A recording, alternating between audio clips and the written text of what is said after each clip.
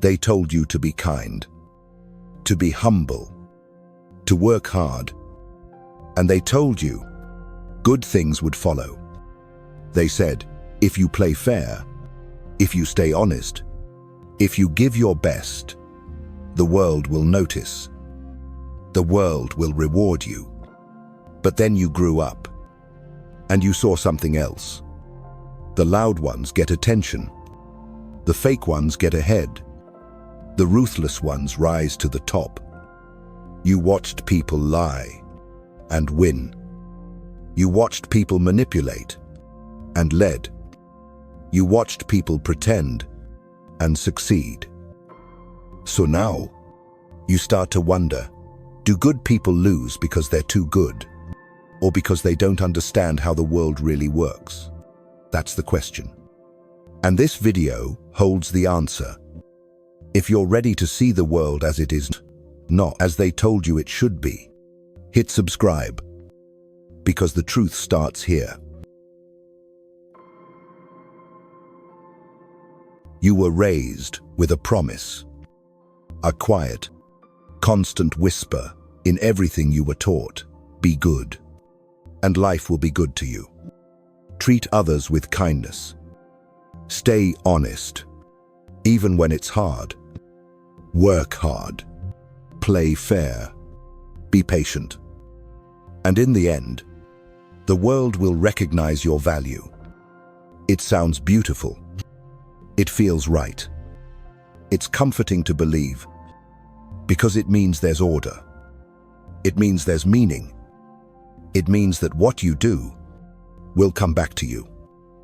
But then, you stepped into the real world, and that world didn't follow the script. You saw people get ahead, not because they were good, not because they were honest, but because they were strategic, because they were loud, because they were willing to bend the lines, while you stayed behind them. You saw co-workers lie and win. You saw leaders fake sincerity and still be admired.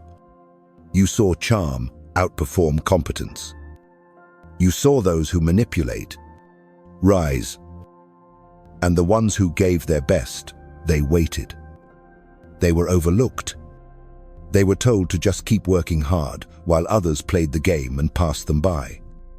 At first, you thought something was broken.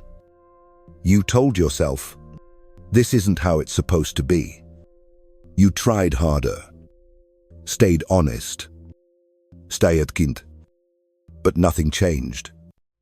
And one day, the truth clicked. The system was never built on fairness. It was built on power, on perception, on control, and above all, on usefulness. Look around. Politics doesn't reward virtue. It rewards persuasion and dominance. Corporations don't promote the most loyal. They promote those who align with power structures. Media doesn't spread what's true. It spreads what captures attention, what keeps people watching, what maintains control. It's not about what's fair. It's about what works.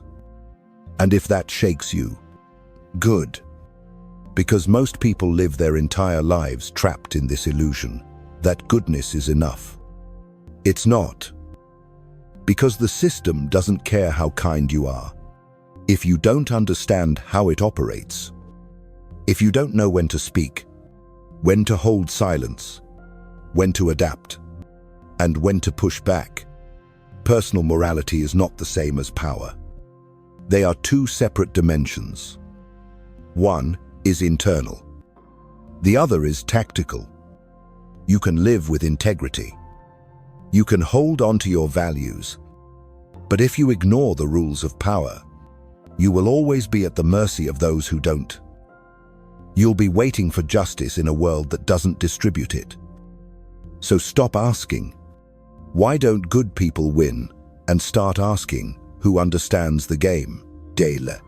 If you want to stop being a pawn, you need to start seeing like a strategist. And that means leaving behind the comforting illusion and stepping into something colder, sharper, clearer. It means picking up Nietzsche's lens, not to lose your soul, but to finally see what's really happening.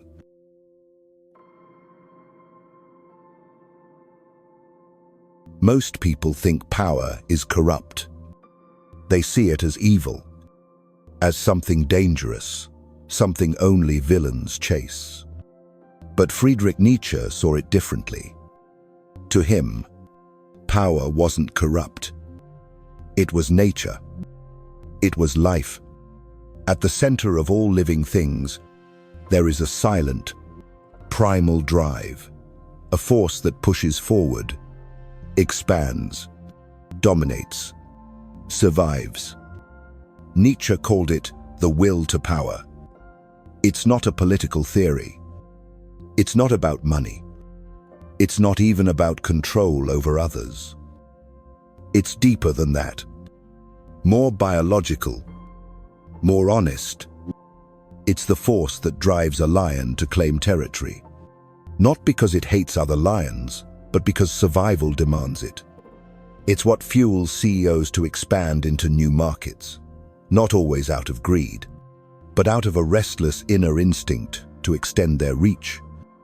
It's why politicians craft narratives, twist language, play angles, not always to deceive, but because control over perception equals control over direction. Whether it's animals in the wild or humans in suits, the instinct is the same. It's not evil. It's not good. It's just how life works. And Nietzsche saw it clearly. Morality isn't the engine of life. Power is not brute force, but influence, presence, dominance of energy. And here's the hard truth. The world doesn't reward the good. It submits to the influential. Let that sink in. You don't need to be cruel, but you do need to be consequential. Because those who can't assert, can't direct. And those who can't direct will always be directed. You might be wise. You might be kind. You might be brilliant. But if you can't move the room when you walk in, if you can't shift energy when you speak, then the world will keep ignoring you. Not out of malice, but out of instinct. Because in natura, silence without presence is just background noise. Stillness without power is just stillness. Nietzsche wasn't telling you to become a monster. He was telling you to become aware, to stop apologizing for your desire to grow, to stop shrinking just to be accepted. You don't need to become loud, but you do need to become undeniable. That's will to power. It's not about crushing others. It's about refusing to disappear. If this is opening your eyes, if part of you is waking up to something deeper, hit subscribe now. Stay ahead of the game. Because the world doesn't slow down for the well-meaning. It moves with those who understand what's moving it. And that brings us to the deeper layer. The control system you were taught to never question. Because real manipulation doesn't begin with money or power. It begins with morality. The kind you were conditioned to believe in without ever choosing it for yourself.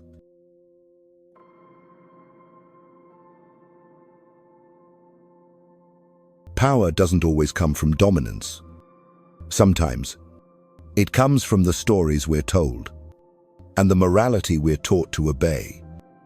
Nietzsche wasn't just a philosopher. He was a deconstructionist.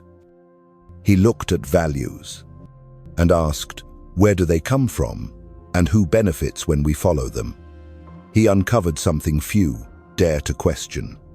There isn't just one type of morality. There are two. The first, he called slave morality. It praises humility, obedience, self-denial. It teaches you that strength is dangerous, That ambition is selfish. That anger is bad. That sacrifice is noble, even when no one asks for it. It says, don't stand out. Don't challenge authority. Be grateful, even when you're being used. Now ask yourself, who benefits? When you believe that, who gains? When you stay quiet, who thrives? When you're afraid of your own power, slave morality was designed not by evil tyrants, but by the weak, by those who had no power and needed to reshape the narrative so that virtue equals submission. It was a strategy for survival, but over time, it became a prison. Then there's the second kind, master morality. It honors strength, will, courage, freedom, creation.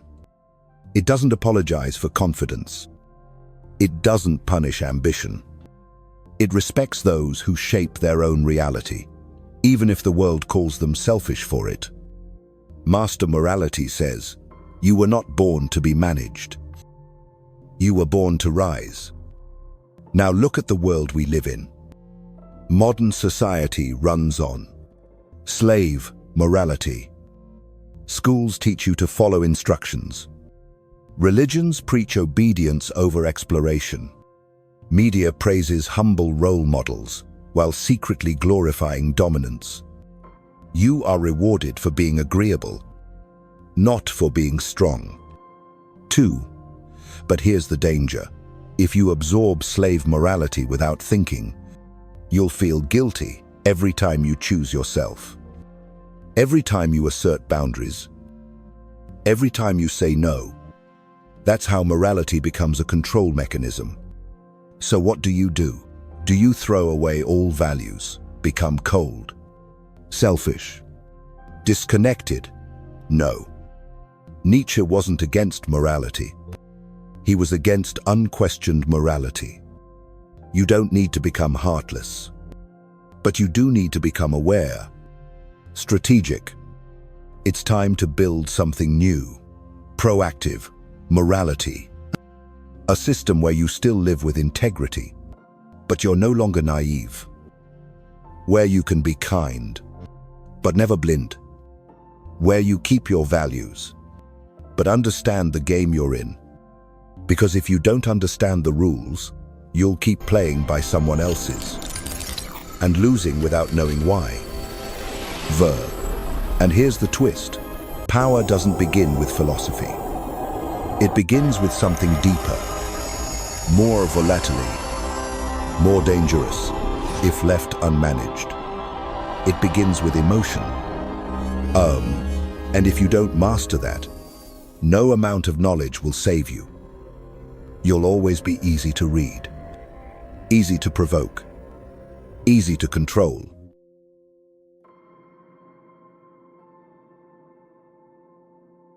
In a world that screams, the one who whispers with control becomes impossible to ignore. It's easy to react, easy to raise your voice, easy to show frustration, anger, fear. And that's why most people do. But every time you react without thinking, you lose something. You lose presence. You lose leverage. You give the other side a map, a blueprint to your emotions. Because when you're predictable, you're controllable. History never celebrates the loudest in the room. It celebrates the ones who could have exploded but didn't. The ones who felt the chaos and still held their center. Look at Caesar. He listened before he commanded. He studied before he moved. Look at Napoleon. Calculated, even in the face of betrayal. Emotionally intense, but never emotionally sloppy. Look at Jobs. Relentless, demanding, but controlled. Every word, every silence, every outburst deliberate. Not because they lacked emotion, but because they trained it. You don't need to become emotionless. You need to become unreadable. Because power isn't about being robotic, it's about knowing when to show your cards. And when to sit with your silence. Silence, when used with control, become pressure. The kind of pressure that bends conversations, that makes people speak too soon, that forces them to guess what you're thinking while you already know what they fear. Stillness is a weapon, but only when it comes from presence, not passivity. And here's where most people get it wrong. They think emotional control is suppression. It's not. It's direction. It's choosing the timing. It's choosing who gets access to your inner world and who doesn't. Because not everyone deserves a reaction. Not every situation requires your truth. Sometimes, your silence is the loudest response in the room. And when you master that, you become untouchable. People can feel your intensity, but they can't decode it.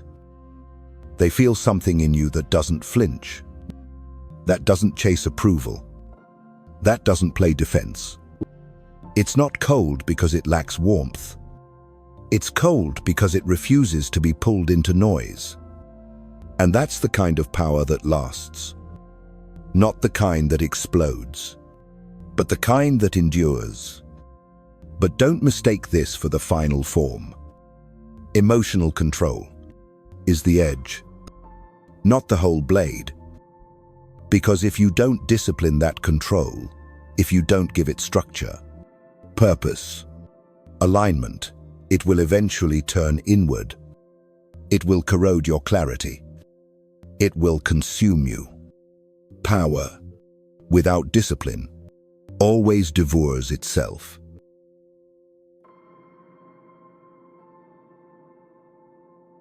Ruthlessness looks powerful.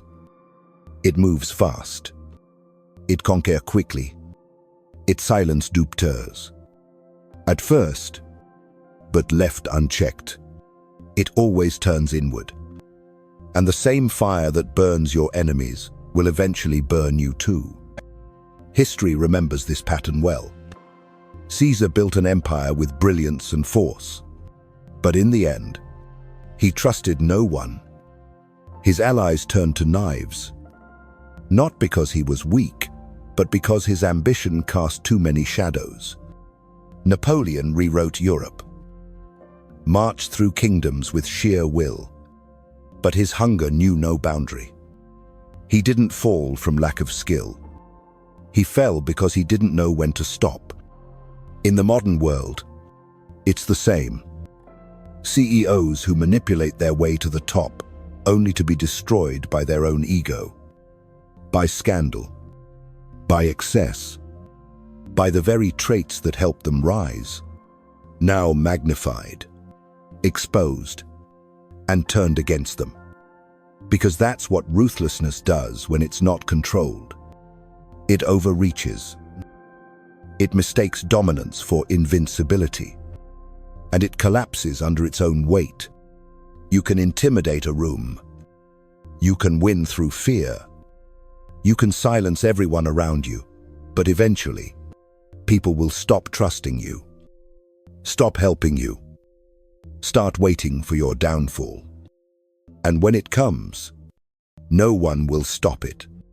Because fear can move people, but it never earns loyalty. And power, without loyalty, is already rotting from the inside. This is the cost of ungoverned power, of ambition without boundaries, of force without foresight. So no, ruthlessness is not power. Not if it consumes you in the process. True power is sustainable, and sustainability requires discipline. It requires emotional intelligence, the ability to know not just how to strike, but when not to. It's the strength to pause, even when you want to advance. It's the clarity to forgive, not out of weakness, but because it solidifies your position. It's the wisdom to retreat strategically, so you can stay in the game longer than the ones who burn out fast. There is nothing soft about restraint. There is nothing passive about stillness. They are the tools of those who want to build something that lasts. Because destruction is easy, even a child can break things. But to hold power, to sustain it, to expand it without poisoning your own system, that takes mastery. So if you're chasing power, ask yourself, are you building something that can hold your own fire, or are you just playing with it until it turns on you? Because ruthlessness may open doors, but only discipline decides whether you stay inside or set the whole place on fire. And that brings us to the hardest question of all. How do you stay powerful without becoming a monster? How do you hold your will without losing your soul? Nietzsche offers an answer. Not with rules, but with a third path. A path few walk, but the ones who do don't just survive. They redefine the game. In every system, in every society, in every room filled with influence, there are three types of people. First, there are those who are asleep. They follow the script, do what they're told, never question the rules, and in doing so, they become fuel for the machine. They are the pawns, useful, replaçable, invisible. Then, there are those who wake up, who see the game for what it is. They realize the rules were made to benefit the few and to benefit. They become angry, cynical, and sometimes dangerous. They try to burn it all down.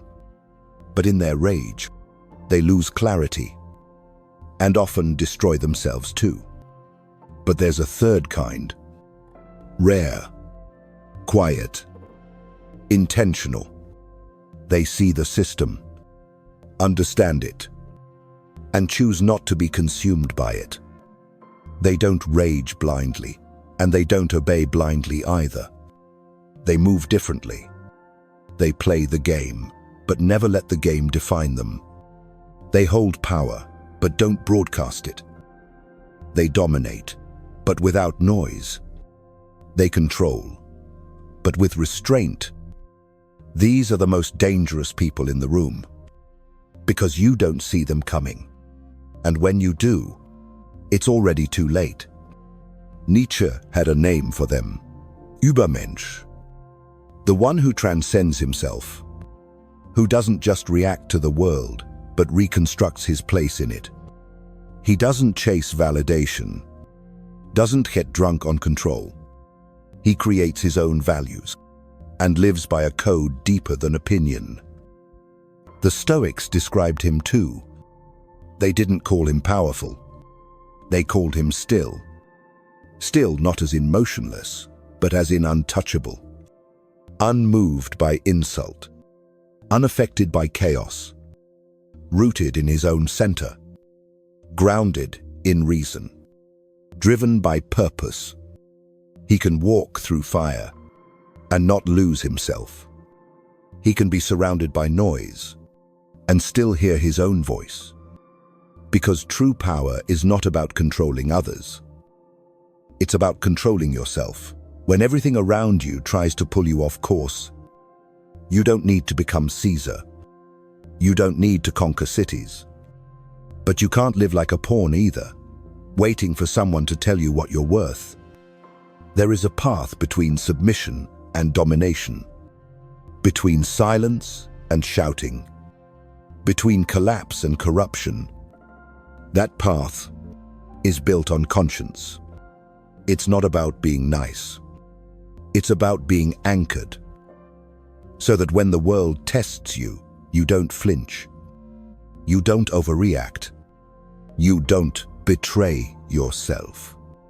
Because the people who walk this path, they don't lose control. They become control. And while others burn hot and disappear, They remain cold, focused, unshakable. That is the third path. Not to destroy, not to obey, but to transcend. So the question becomes, how do you walk this path in a world that rewards chaos? That's where the final lesson begins, a blueprint of internal dominance, not for show, but for survival.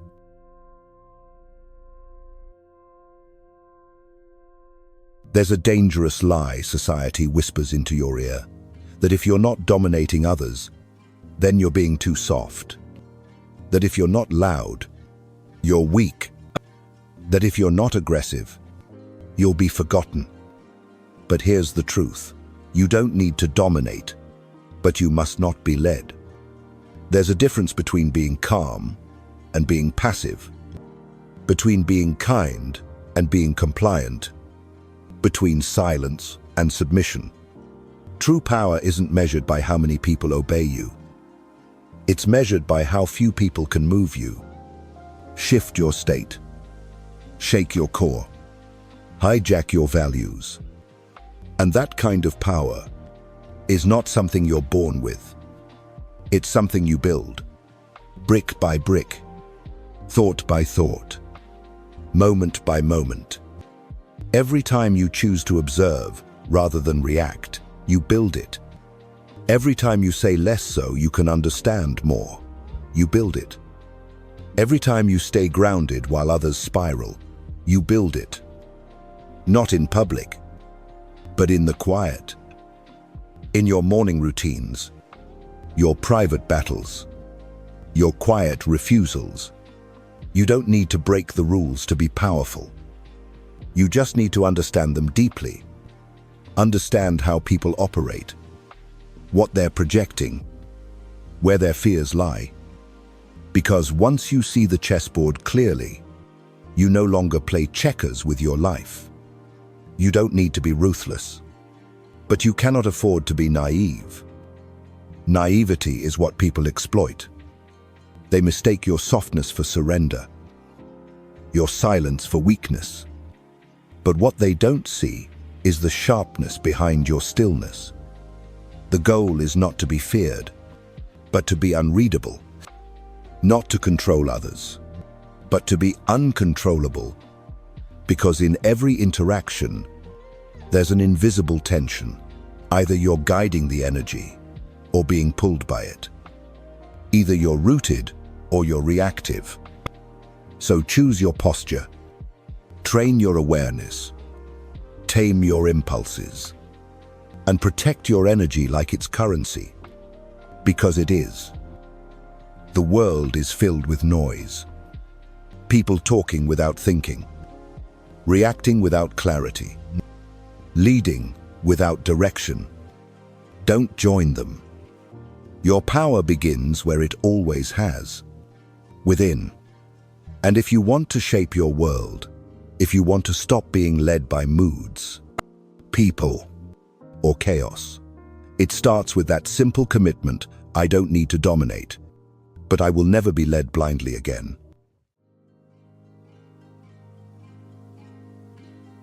If there's one thing to carry with you after this, let it be this: don't react to the world. Shape it. Don't let chaos write your story. Don't let people's opinion define your truth. Don't let pressure mold your values. You are not here to be dragged by life. You are here to lead first. Yourself. Then the energy around you. Let morality be your root. It keeps you grounded. Reminds you who you are when things get dark. Let power be your tool. Use it with precision, with restraint, with quiet force. And let will be your engine. Unshakable, cold, focused. The world doesn't belong to the loudest voice. It belongs to those who are immovable in silence. So if this message hits something deep, if a part of you knows you're not here to be soft, but also not here to be cruel, Then leave a mark. Comment, power is silent. Let me know you're building that strength, the kind that doesn't show, but is felt. And if you're ready to master the world, start where it truly begins, with yourself. Subscribe. Let's build the inner empire together. Because true power always starts on the inside.